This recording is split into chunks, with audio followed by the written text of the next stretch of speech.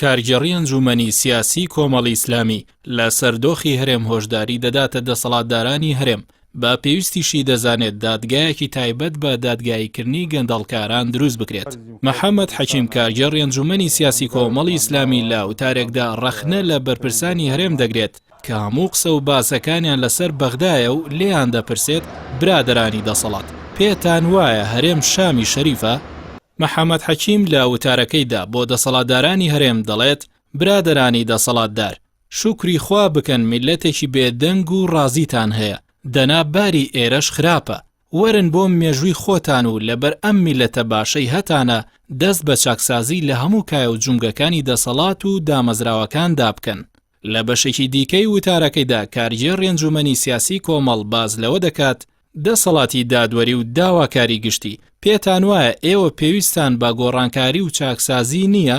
ئێوە سوێنتان خواردووە کە یاسا جێبەجێ بکەن کوا ڕۆڵتان لە جوڵاندنی مەلەفەکانی گەندەڵی تاکەی حساب بۆ میزاج و بەرژەوەندی شەخسی و حیزبەکان دەکەن بفەرمونون چۆن ڕۆڵتان کاریگەر دەبێت و ئەنجومەنەکەتان ئاکتیڤ دەبێت وا بکەن با بەرپرسان بێنە دەرگاتان نەک بە پێچەوانەوە بێت. بەرپرسەکەی کۆمەڵی ئیسلامی بە پێویستی دەزانێت دادگایەک بۆ سزادانی گەندەڵکاران پێک بێنرێت ئاماژە بەوە دەکات من نازانم ئەمە دەسەڵاتی کێیە بەڵام دادگایەکی تایبەت بە دادگایکردنی گەندەڵکاران ئێستا بۆ کوردستان زەرورە.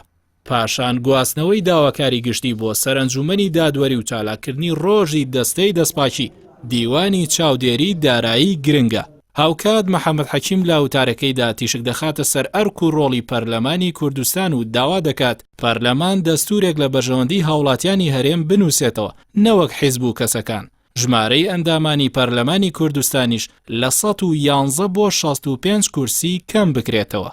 لە هەمان کاتیشدا بۆ پەرلەمانتاران ئەوە دەخاتە ڕوو بۆ نایەن عیبداری دەرنەچوانی یاسای چاکسازی لە خۆتان دوور بگرن و دەستکاری موچەکەی خۆتان بکەن. موچەی وەزیر و پلە باڵا خانە نشینکردوەکانیش کەم بکەنەوە. کاتێکیش دەستکاری موچەی خۆتان کرد ئەو کات دەنگیشتان بەرزتر دەبێت بەرامبەر بە چاکسازی لە سێکتەرەکانی دیکە بە تایبەت مەلەفی نەوت و گاز و وەبەرهێنان و دەرچواندنی یاسای ئەمەد لەکوێ بوو چونکە نابێ ئەوانەی بە گەندەڵی و دزی دەوڵەمەند بوون چاویان لێ بپۆشرێت بە تایبەت گەورەکان.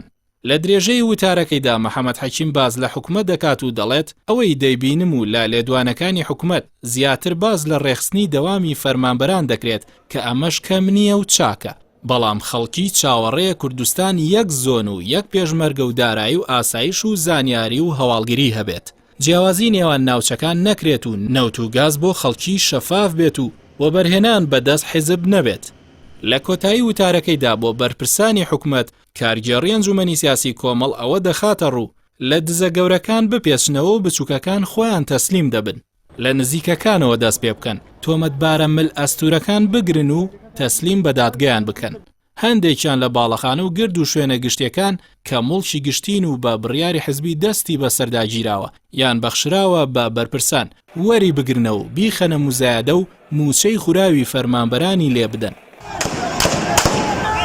وتارەکەی محەممەد حەکیم هاوکاتە لەگەڵ بەردەوامی خۆپشاندان لە عێراق بەرپرسانی هەرێمیش لە بری کارکردن بۆ ڕوبەڕووبوونەوەی گەندەڵی و چاکردنی دۆخی خەڵکی کوردستان باس لەوە دەکەن ئامادەن یارمەتی عێراق بۆ ڕزگاربوون لەو دۆخەی تێیدایە بدەن ئەمەش لە کاتێکدایە هەمان داواکاری بۆ چاکسازی و دابینکردنی هەلی کار و خزمەتگوزاری لە کوردستان هەیە بەڵام بەرپرسان جێبەجێی ناکەن.